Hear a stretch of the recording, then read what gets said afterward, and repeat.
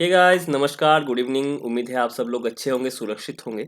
और आज इस वीडियो में हम लोग बात करेंगे कि एसबीआई जो जेए का एग्ज़ाम है, प्री प्री एग्ज़ाम जो है जेए का, वो टाइम पे होगा कि नहीं होगा। बहुत कोई ये बता रहे हैं कि एग्ज़ाम पोस्टपोन हो जाएगा। अगर बहुत कोई ऐसा भी बता रहे हैं कि एग्ज़ाम पोस्टपोन नहीं होगा, और कोई ये भी बता रहे हैं कि उनके इंटरनल सोर्सेज से और वो एग्ज़ाम कैंसिल नहीं होने वाला है। ठीक है, हम क्या बात करेंगे ना, हम बात करेंगे कि क्या क्या पॉसिबिलिटी है, क्या क्या अभी पॉसिबिलिटी है, क्या क्या हो सकता है, उसके ऊपर बात करेंगे। रियल टाइम जो रियल टाइम सिचुएशन है उसके ऊपर हम लोग बात करेंगे। ठीक है, सबसे पहले बात देखो, अगर हम नोटिफिकेशन की बात करें अगर, तो नोटिफिकेशन में बताया गया है कि जो एडमिट कार्ड है आपका, जो जेए का एडमिट कार्ड है, वो आपका 1/6 को आने वाला है। 1/6 को आने वाला है, जून के पहले तारीख को आने वाला है। और एग्जाम का जो टेंटेटिव डेट बता रहा है ना, एग्जाम का टेंटेटिव डेट बता रहा है जून में होगा आपका। ये आपका नोटिफिकेशन के हिसाब से बता रहा है कि प्री होगा टीयर 1, या प्री होगा आपका जून के फर्स्ट वीक में, जून में होगा। और टीयर 2, सॉरी, मेंस का एग्जाम जुलाई के 31 जुलाई में होने वाला है। ये एज पर नोटिफिकेशन है। एज पर नोटिफिकेशन अगर हम बात करें तो ये बात हमको पता चलती है। लेकिन अभी सिचुएशन को अगर हम देखें, करंट सिचुएशन कोविड की अगर हम बात करें, करंट जो कोविड की सिचुएशन है उसके हिसाब से अगर हम जाए, तो देखो अभी क्या है ना, इंडिया के बहुत सारे स्टेट्स में अभी भी लॉकडाउन है। ये हो गई हमारी पहली बात की लॉकडाउन है। लॉकडाउन अभी है। ठीक है, नहीं आप ये बता सकते हो कि लॉकडाउन आगे जाके तो उठ भी सकता है, जून के आखिर में तो लॉकडाउन उठ भी सकता है ना, इस पे भी बात करेंगे।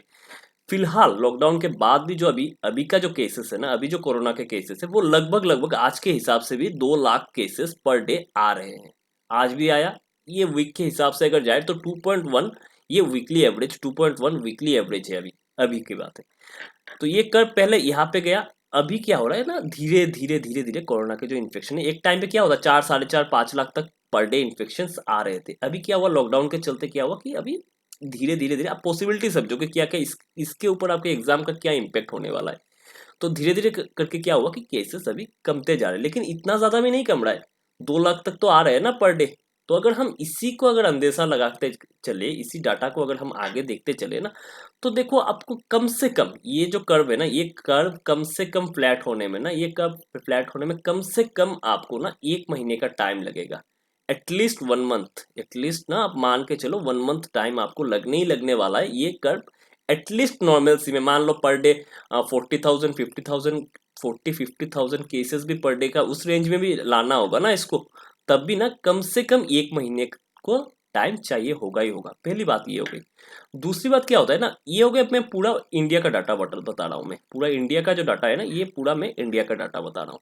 अब देखो बहुत सारे ऐसे स्टेट है ना, जो साउथ साउथ इंडियन ऐसे स्टेट है ना, जैसे कर्नाटका, फिर आपका तमिलनाडु हो गया।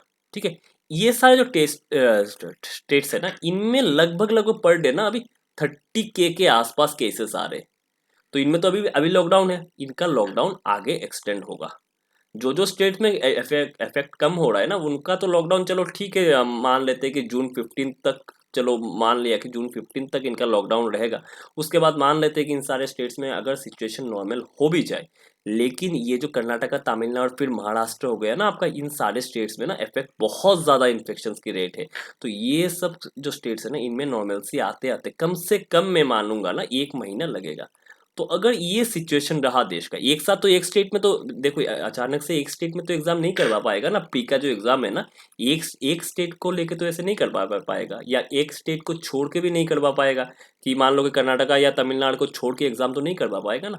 तो कम से कम अगर ये जो फैक्ट्स हमारे पास है ना, जो फैक्ट्स है, गेस वर्क कुछ नहीं है, जो फैक्ट्स हमारे पास है, ये फैक्ट्स के हिसाब, ना ही कोई इंटरनल न्यूज है, ना ही कुछ है, जो फैक्ट्स हमारे पास है ना, इस फैक्ट्स के ऊपर अगर हम बेस करें ना, इन सारे फैक्ट्स के ऊपर अगर हम बेस करें ना, तो कम से कम आप ये मानो कि एग्जाम जून में, तो प्री का एग्जाम जून में, प्री का एग्जाम नहीं होने वाला है आपका, जून में प्री का एग्जाम नहीं होने वाला है।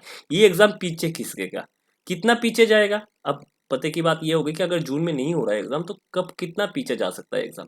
मेरे हिसाब से अगर मेरा इंट्यूशन मानो, जो गेस, ये गेस ही है, मैं जितना गेस कर पा रहा हूँ ना, मैक्सिमम जुलाई 15 तक जाएगा।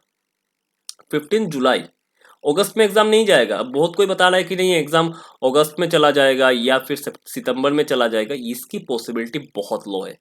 बहुत लो है। कम से कम ना एग्जाम जुलाई 15 के आसपास, प्री का एग्जाम, आपका जो प्री का पेपर है ना, ये जुलाई 15 के आसपास हो जाना चाहिए। जुलाई 15 के आसपास हम एक्सपेक्ट कर रहे हैं कि ये जो कर्व है ना, ये फ्लैट हो जाएगा। इन सारे स्टेट जो कर्नाटका है, तमिलनाडु है, महाराष्ट्र है ना, और ऐसे ऐसे जितने भी स्टेट्स है जिनमें इन्फेक्शन ज़्यादा है, उनमें थोड़ी सी नॉर्मलसी आ जानी चाहिए। और ये अगर चलता रहा, अब जो सिलसिला चल रहा है वैक्सीनेशन की भी बात किया, अभी बिना वैक्सीन, क्योंकि सेकेंड वेव पहले वेव से ज़्यादा डेडली है, तो वैक्सीनेशन का भी एक फैक्टर है।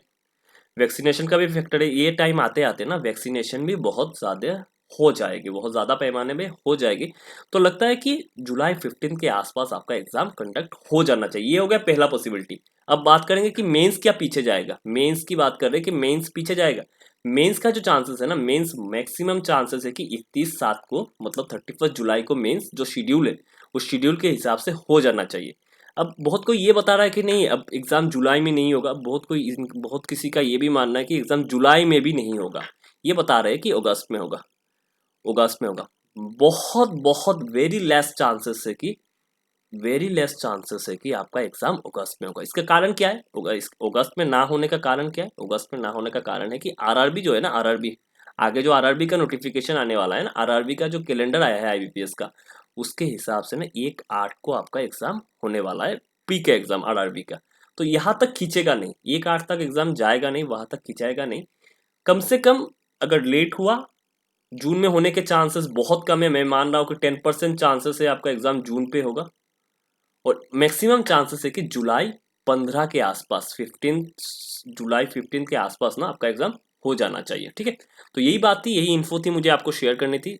मैंने कोई गेस वर्क किया नहीं, जो फैक्ट्स हमारे पास अवेलेबल है, जो अभी के फैक्ट्स है उसके हिसाब से मैं, अगर आप कैलकुलेशन करोगे, थोड़ा सा कैलकुलेटिव अगर आप सोचोगे, तो आपको ये मिल जाएगा। ठीक है, और बाकी आप अपनी तैयारी जारी रखो, आराम से पढ़ो। एग्जाम ये मान के चलो कि आपका एग्जाम जून में ही है, जून में ही एग्जाम है, ये मान के पढ़ाई करो, पढ़ाई में बिल्कुल ढील मत दो, बेस्ट दो अपना। All the best. Thank you very much for watching. Thank you.